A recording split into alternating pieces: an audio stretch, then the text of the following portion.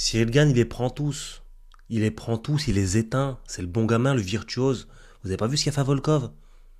Vous avez pas vu ce qu'a fait Volkov? Voilà les gars, j'en rajoute parce qu'il y en a qui m'ont dit oui, tu t'es fait menacer par le MMA Factory, tu t'es fait menacer par Fernand Lopez, du coup tu dis du bien de Cyril Gane.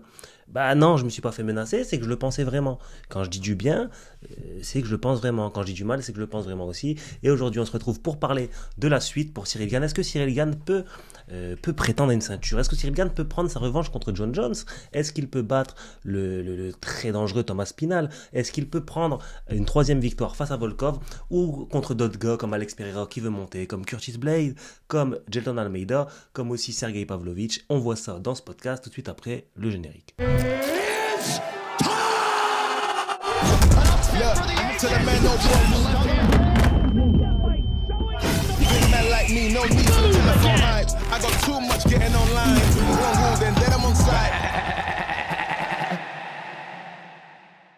Voilà les gars, de retour pour parler de la suite pour Cyril Gane. Alors je le rappelle, pour ceux qui n'ont pas suivi, mais je pense que si vous regardez un peu mes vidéos, vous le savez déjà.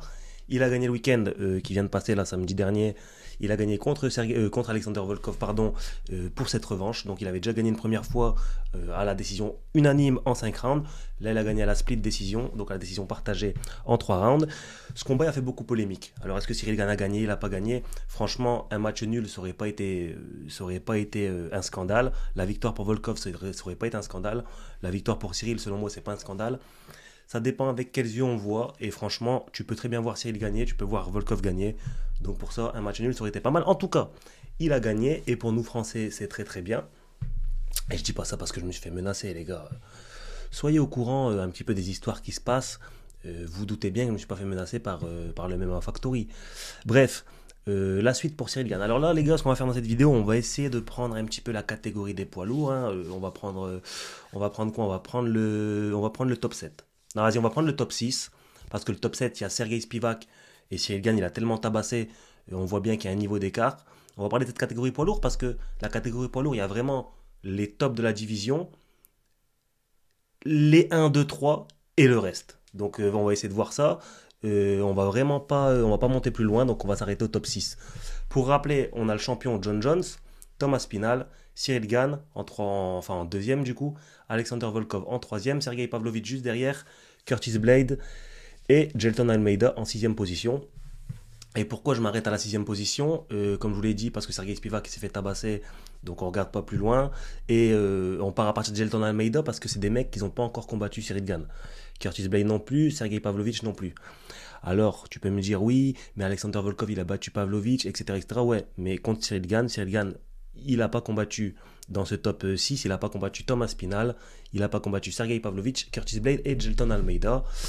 Il a gagné 2 fois contre Volkov, et il a perdu contre John Jones.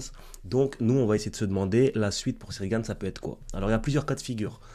On le sait, John Jones, il fait un petit peu le gamin. Et d'ailleurs, ça doit foutre les nerfs, ça. Imagine, t'es à l'UFC, t'es là, tu te mets dans la peau de Thomas Spinal, t'es à l'UFC, t'es dans ton prime, t'as la capacité de prendre la ceinture, et tu peux pas la prendre, tu te retrouves avec une ceinture intérimaire, parce que John Jones, il fait le bébé, il veut pas se battre. Moi, ça m'aurait rendu complètement fou, mais bref, en tout cas, John Jones, là, pour l'instant, il va pas revenir, à mon avis, avant un bout de temps. C'est le genre de mec, il a pas combattu depuis extra longtemps, là, il est revenu, il combat une fois tous les ans, etc. Donc, à mon avis, si il doit revenir, ce sera dans longtemps, et il combattra contre Thomas Spinal, qui est le challenger numéro 1. Est-ce que, si c'est pour la ceinture poids lourd, en tout cas, il combattra contre Thomas Spinal. On sait, il y a des discussions, est-ce qu'il va combattre contre Alex Pereira, etc. Ça, ce sera à voir en temps et en heure. En tout cas, là, on parle de la catégorie poids lourd. Si John Jones revient, c'est contre Thomas Spinal. Donc, du coup, ça fait que Cyril Gane ne pourra pas combattre Thomas Spinal en attendant, sauf si il veut recombattre encore une fois pour la ceinture intérimaire, mais ça m'étonnerait. Et il va pas recombattre contre John Jones, puisque John Jones ne va pas revenir maintenant. Et s'il revient, ce sera contre Thomas Spinal ou potentiellement Alex Pereira dans une autre catégorie. Mais en tout cas, Cyril Gane et John Jones, l'histoire d'amour, elle semble être terminée. Ensuite, juste derrière, on a on a Thomas Spinal contre Cyril Gane. Donc on a 2 cas de figure là. Soit Thomas Spinal, il tabasse John Jones et il devient champion incontesté. Et on a enfin un Cyril Gane contre Thomas Spinal. Et d'ailleurs, c'est un combat qu'on attend depuis longtemps. Et il y a une question qui se pose. D'ailleurs, n'hésitez pas à le dire en commentaire. Est-ce que vous pensez que Cyril Gane peut battre Thomas Spinal?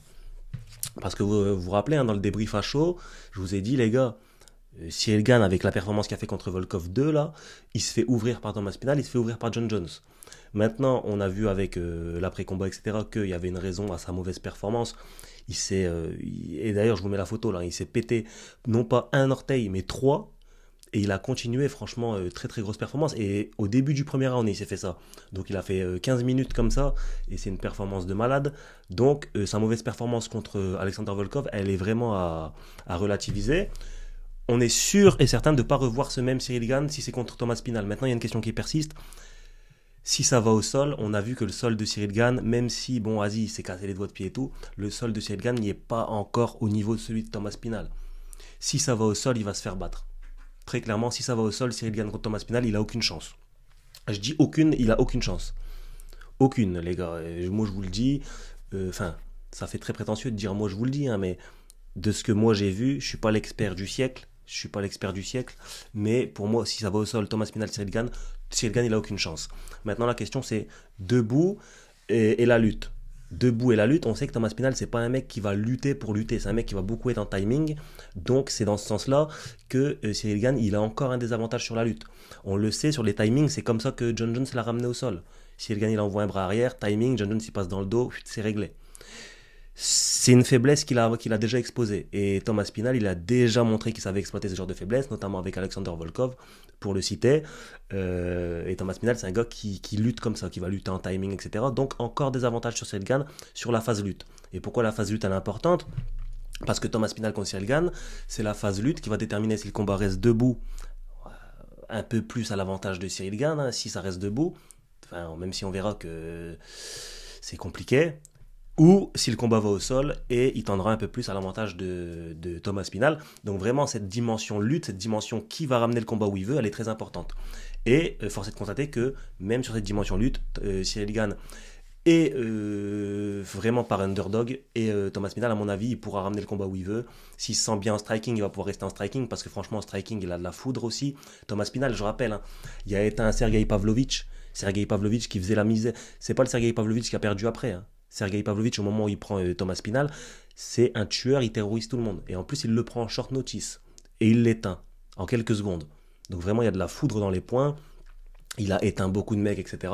Donc franchement, sur la partie striking, il est vraiment pas à plaindre. Et il est vraiment pas... il est vraiment pas à la ramasse Thomas Pinal, mais vas-y, on va dire que c'est le domaine de prédilection de Cyril Gane. Donc du coup, on met un petit avantage pour Cyril Gane sur la partie striking. Mais le problème, c'est que Thomas Pinal, il a assez de striking pour pas se faire mettre KO. En plus, Cyril Gane, il met pas énorme, enfin, il met pas de KO. Il met pas KO les mecs. Donc, il va pas pouvoir mettre KO Thomas Pinal. Thomas Pinal, il va lutter en timing ou lutter tout court. Il va le ramener au sol et une fois au sol, je pense que ça va se régler. Donc vraiment pour ce premier combat Thomas Pinal contre Cyril Gane, est-ce que Cyril Gane peut gagner? Je pense que les chances sont très très faibles, sont vraiment très très faibles. Et après encore une fois à voir, hein, il y a toujours un pourcentage de chance, c'est du MMA, on le sait. Mais pour moi les chances sont très très faibles, avantage à Thomas Pinal. Donc si Thomas Pinal il se chauffe et il a envie de défendre sa ceinture intérimaire sur ceinture intérimaire, c'est un combat qui peut avoir lieu en attendant John Jones. En attendant John Jones, un Thomas Pinal contre Cyril Gane pour la ceinture intérimaire, ça peut se faire, mais je pense vraiment pas que ça va se faire parce que, bon, Thomas Pinal, il est en mesure de dire. Et je crois qu'il avait fait une déclaration comme ça, genre je combats plus si c'est pas pour le titre Undisputed.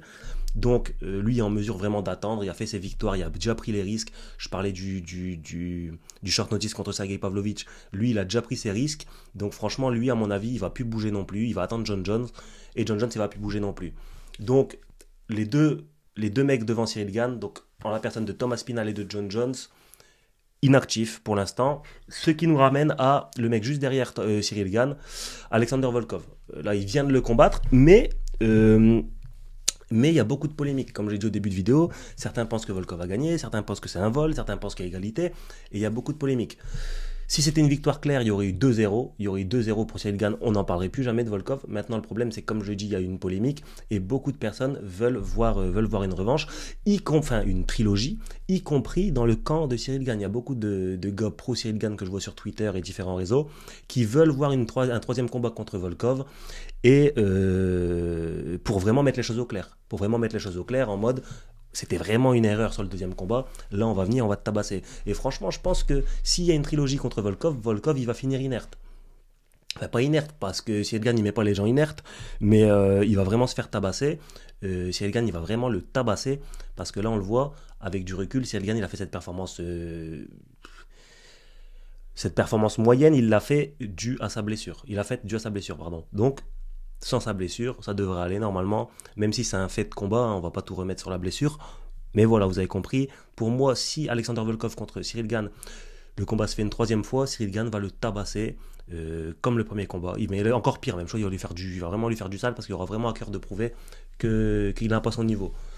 Voilà, donc pour le troisième dans la catégorie, Cyril Gane le tabasse. Pour le premier, Thomas Spinal, je pense que Thomas Spinal gagne. John Jones, je pense que John Jones regagne. Parce que si ça va au sol, voilà, je pense que John Jones regagne. Dans tous les cas, il va pas se battre contre John Jones. C'est fini leur histoire d'amour, comme j'ai dit tout à l'heure.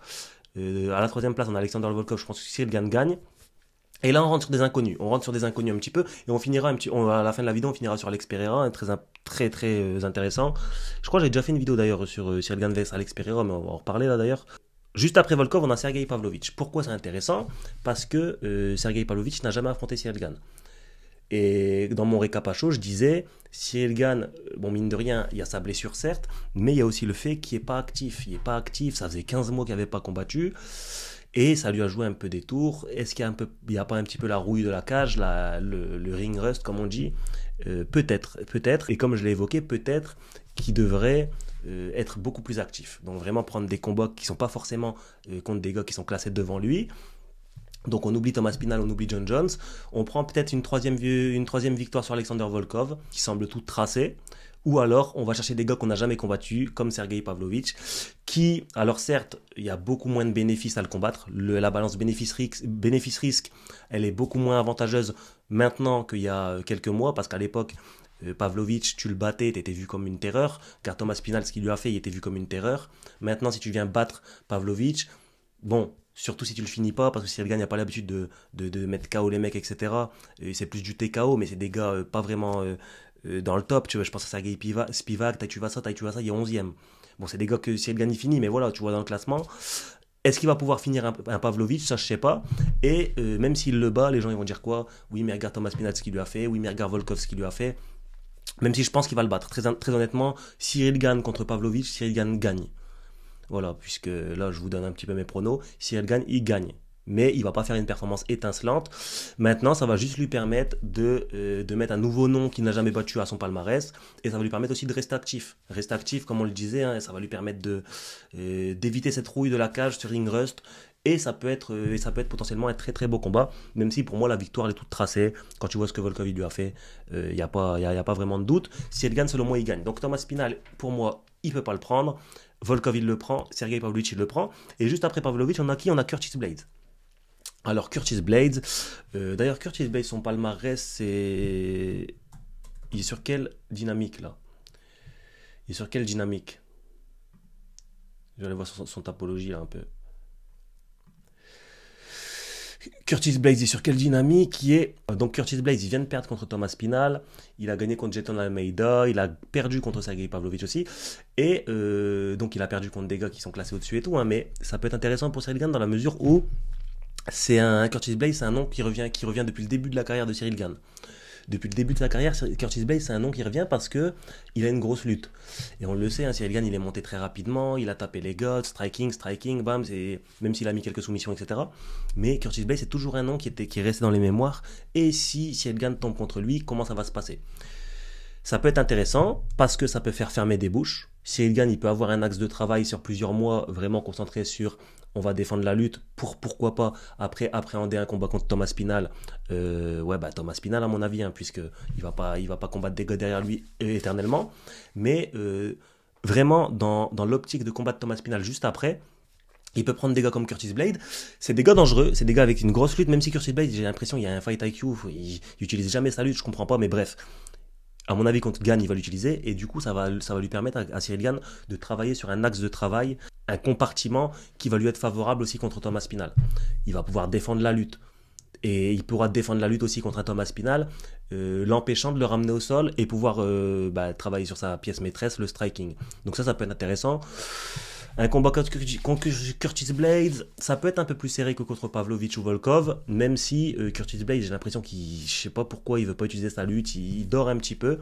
Mais selon moi, avantage à Cyril Gane aussi. Curtis Blades, il a pris des défaites contre, je le rappelle, hein, il a pris des défaites contre Derrick Lewis. Et franchement, tu prends une défaite contre Derrick Lewis. Derrick Lewis, c'est pas le meilleur contreur, c'est pas le gars avec les meilleurs timings. Regardez l'uppercut qu'il lui a timé. À mon avis, Cyril Gane, il va vraiment réussir soit à le déjouer, soit à venir essayer de timer quelque chose. Même si Cyril Gane, à mon avis, il va gagner avec beaucoup moins de facilité qu'on va dire un Pavlovich ou un Volkov. Il va vraiment, à mon avis, galérer. S'il se fait mettre au sol, ça va être galère pour lui. Et c'est pour ça que c'est un combat, ça va être intéressant à voir. Vraiment intéressant à voir. Et justement, la transition, elle est toute trouvée parce que on se retrouve avec un Jelton Almeida qui lui aussi, c'est un nom qui revient énormément.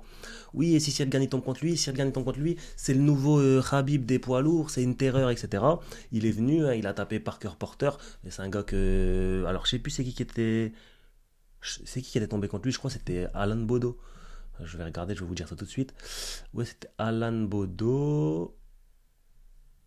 Si je me trompe pas, les gars, attendez. Oui, voilà, exactement. Il avait gagné contre Alan Bodo, etc. Bref, c'est pas le sujet, mais voilà. Il a gagné contre Parker. Donc, je parle de Jelton Almeida. Il a gagné contre Parker Porter, contre Shamil, contre Jairzinho Rozenstruik, contre Derrick Lewis. Donc voilà, il y avait cette ascension d'invaincu, de mec, vas-y, je viens, il prend tout le monde, etc. Donc vraiment, c'était vraiment la terreur. Mais il a connu un coup d'arrêt contre justement Curtis Blades et il a rebondi contre Alexander Romanov. Le truc, pourquoi son nom revenait toujours, c'est aussi sa dimension lutte. Sa dimension physique. Même si on le sait, c'est un très léger. Enfin, très léger. C'est quelqu'un. Il pourrait combattre en light heavyweight. Jelton Almeida, c'est un gars qui pourrait combattre en light heavyweight. Et ça peut poser question aussi sur vraiment le gros gabarit de Cyril Gane. Et franchement, au niveau des pronos, là, je ne saurais pas du tout pronostiquer. Même si. Pareil que contre Curtis Blades, ça peut être un adversaire qui peut être intéressant dans la mesure où il va lui permettre de travailler sur des lacunes en lutte, vraiment se concentrer sur des lacunes pour par la suite appréhender un Thomas Spinal. Mais en tout cas, une chose qui est sûre, c'est que si Cyril Gane, il n'arrive pas à passer Curtis Blades, il n'arrive pas à passer Jelton Almeida, il n'a aucune chance contre Thomas Spinal. Donc c'est pour ça, c'est très intéressant, ce serait très intéressant de faire ces combats, parce que ce serait vraiment un indicateur. Il les bat, ok, là tu peux aller te battre contre Thomas Spinal, tu vas avoir une chance, même si ce sera pas facile, tu vas avoir une chance. Si tu n'arrives pas à les passer, ça sert à rien d'aller contre Thomas Spinal, sauter les étapes encore une fois, et te retrouver une troisième fois pour la ceinture, après Ngannou, après Jones, tu vas te retrouver une troisième fois pour la ceinture incontestée contre Thomas Spinal, et tu vas encore la perdre. Et après c'est difficile de renégocier et tout, donc je pense qu'il y a des étapes très intéressantes à passer pour Cyril Gane. Soit il vient taper un Pavlovich, à mon avis il va le taper, franchement il va le taper, il met un nouveau monstre à son palmarès, mais Pavlovich pas vraiment inquiétant, enfin inquiétant, c'est un monstre, etc., il mettait des KO, etc., mais des monstres qui mettaient des KO, Cyril Gane il a su en gérer un pendant 5 rounds qui était Francis Ngannou. Oui, Francis Ngannou avec un genou, enfin il avait même plus de genou, il avait trop mal au genou, etc. Oui, il a quand même perdu, mais en striking, c'est pas Pavlovich qui va venir inquiéter Cyril Gane, faut être sérieux. Soit il vient le taper lui, soit il vient prendre les deux gars qui sont derrière, comme j'ai dit, Curtis Blades et Jelton Almeida. Ces deux gars très solides, ces deux gars qui vont apporter des questions et on va voir si Cyril Gane aura les réponses. Et ils vont vraiment être un indicateur sur si Cyril Gane peut de nouveau se positionner pour une ceinture. Ça c'est très intéressant. Et finalement, comme je l'ai mis dans le titre et sur la miniature, il me semble, on a un Alex Pereira qui potentiellement veut venir combattre. Là, je pense que ce sera le combat le plus spectaculaire et vraiment très attendu avec une hype de fou furieux. On a un Alex Pereira qui potentiellement veut venir combattre en poids lourd. Alex Pereira en poids lourd. Alors, je le rappelle la dynamique de carrière d'Alex Pereira. Alors voilà, Alex Pereira qui est légende. Franchement, Alex Pereira, légende de l'organisation. En 14 combats, devenu une légende, même avant. Il est en 12-2 là. Alex Pereira, il est en 12-2. Il a perdu que contre... à ses tout débuts, je crois que c'est son premier combat en plus. Son tout premier combat... Non. Alors attendez, je regarde, je ne vais pas dire de bêtises. Alex Pereira, ouais, son tout premier combat de MMA, il a perdu par soumission contre Kemuel Otoni. Et après, il a que gagné, jusqu'à sa revanche contre Israel Adesanya en MMA. Et là, il s'est fait mettre KO.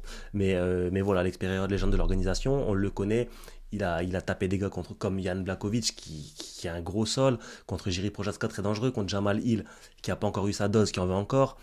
Jiri Prochazka une deuxième fois, là il a laissé aucune place au doute. Et son combat finalement peut-être le plus difficile avec celui d'Adesanya, Khalil Rountree. Et pourquoi je refais un petit peu son parcours? Parce qu'on le sait, il a fait le tour de deux catégories, enfin il a fait le tour de la middleweight. Il a pris la ceinture de la light heavyweight et il a tapé le champion qui était Jiri Prochazka, il a tapé Jamal Hill, il a tapé Khalil Rountree et c'est des gars vraiment qui sont dans le top. Il a tapé Jan Blachowicz aussi et c'est des gars vraiment qui sont dans le top. Donc pour moi il a fait le tour aussi de cette catégorie. Et vraiment en ce moment il y a des choses qui se murmurent. Est-ce que Alex Pereira pourrait pas monter en poids lourd? Alors s'il monte en poids lourd, il pourrait se battre contre qui, Alex Pereira? Parce que c'est un champion. Il va pas venir se battre contre John Jones en poids lourd. Parce que je pense que au vu de l'état de la catégorie, au vu du champion intérimaire qui est Thomas Spinal, s'il y a un champion intérimaire, le champion d'en dessous, il peut pas venir pour se battre pour la ceinture. Je pense qu'il faut vraiment que les titres soient unifiés, et là, ils peuvent se battre pour la ceinture. Donc peut-être qu'il va se combattre contre John Jones, mais en light heavyweight, donc dans ce cas-là, il ne montera pas. Par contre, s'il monte, il prendrait qui? Ni John Jones, ni Thomas Spinal, il pourrait éventuellement prendre un Cyril Gane. Et c'est pour ça que c'est intéressant dans cette vidéo. Alex Pereira contre un Cyril Gane, ça peut être très très très intéressant parce que ça va être un combat de striker. Cyril Gane, il va pas essayer de l'amener au sol. Ça va être un combat de striker. Ça va être le Glory. On le sait, Cyril Gane, il avait été appréhendé par le Glory pour être l'un des challengers de Rico Verhoeven, le champion exemplaire, vraiment. Moi j'aime bien ce champion Rico Verhoeven, il parle pas beaucoup, il fait vraiment son travail, mais bref, on parle pas de lui là, mais c'est juste la parenthèse, c'est Cyril Gane, il avait été approché pour être l'un de ses contenders. Bon, il n'est pas parti au Glory, mais c'est pour vous dire que son niveau de pied-point, bon, il a pas battu Rico Verhoeven, il a même pas combattu au Glory, donc ça se compare pas. Mais Cyril Gane, on connaît son niveau de pied-point, notamment adapté au MMA, c'est exceptionnel. Et on a Alex Pereira qui, lui, est double champion du Glory. Enfin, je sais même plus combien de fois champion du Glory. Il a tabassé tout le monde. Il a quitté le Glory après une défaite contre Varitov, mais une défaite discutée et ça n'empêche pas que c'est une légende. Il est venu en MMA, il a KO'té tout le monde. Son bras gauche des enfers. Et là, vraiment, un combat contre Cyril Gane, ça ferait vraiment un très très beau combat, même si dans un combat Alex Pereira contre Cyril Gane, je donnerais un petit avantage à Cyril Gane parce que c'est le poids. Cyril Gane, c'est un poids lourd naturel. Il a l'habitude de bouger, d'avoir son jeu de in and out, son jeu de son footwork, etc. en poids lourd. Donc lui, vraiment, ça va rien changer pour lui. Même si on sait qu'Alex Pereira, c'est vraiment un gros cutter. Quand il était en middleweight, c'était vraiment l'un des plus gros cutters de l'UFC. Là, un peu moins depuis qu'il est en light heavyweight. Mais je crois que quand il combat dans la cage, il y a plus de 100 kilos. Hein. Je crois qu'il y a 105 kilos, un truc comme ça. Et j'ai peur de dire des bêtises, mais je crois que j'avais vu un truc comme ça, les gars. Corrigez-moi en commentaire si je me trompe. Mais je crois qu'Alex Pereira, quand il combat dans la cage, il combat vraiment très très lourd, donc au poids que je viens de dire. Et donc voilà, le truc c'est que 105 kilos, si je me trompe pas, c'est aussi le poids, c'est quasiment le poids de Cyril Gane. Enfin non, c'est quasiment le poids des poids lourds. Je sais qu'un Stipe Miocic, quand il combattait, c'était à 107 kilos. Cyril Gane, il doit pas être loin non plus. Mais voilà, donc c'est qu'Alex Pereira, il pourrait combattre en poids lourd. Mais est-ce qu'il a l'habitude vraiment de prendre des impacts à ce poids-là, de donner des impacts à ce point-là, même s'il va être dévastateur? Est-ce qu'il a l'habitude vraiment... Est-ce que ça va être le même? Est-ce que ça va être le même? Ça, on ne sait pas. Et pour cet inconnu, je donnerai l'avantage à Cyril Gane. Donc Alex Pereira, si tu viens contre notre Français, je pense que tu vas avoir quelques soucis. Mais on t'en veut pas, parce que même si tu perds, tu restes une légende, Alex Pereira. Et ça peut faire un très très gros combat. Donc voilà les gars, je pense qu'on a fait le tour. La suite pour Cyril Gane, je pense que on a fait un peu le tour de ce sujet. Thomas Spinal, je pense que c'est compliqué. Il va, à mon avis, en attendant Thomas Spinal, il va devoir prendre un gars derrière lui, soit une trilogie contre Volkov qui va gagner, soit ajouter de nouvelles têtes à son palmarès comme Pavlovich, Curtis Blades ou Almeida. Pavlovich, il va gagner. Curtis Blades, Almeida, c'est moins sûr, mais ça va nous permettre de répondre à pas mal de questions et ça va être un bon indicateur. Donc n'hésitez pas à dire en commentaire ce que vous avez pensé de ces perspectives d'avenir pour Cyril Gane. On est les conseillers d'orientation. Mettez en commentaire, si vous êtes resté jusque-là, mettez conseiller d'orientation. On va décider un petit peu de, voilà, ouais, Cyril Gane, tu vas prendre lui, je vais pas prendre lui. Donc on donne notre avis. Et voilà les gars, n'hésitez pas à vous abonner, n'hésitez pas à activer la cloche, très important. Parce que là, samedi, il y a le PFL, on va être en live. Donc n'hésitez pas à activer la cloche, n'hésitez également pas à mettre un like. Et comme je vous ai demandé, un commentaire. Et on se dit à la prochaine, ciao.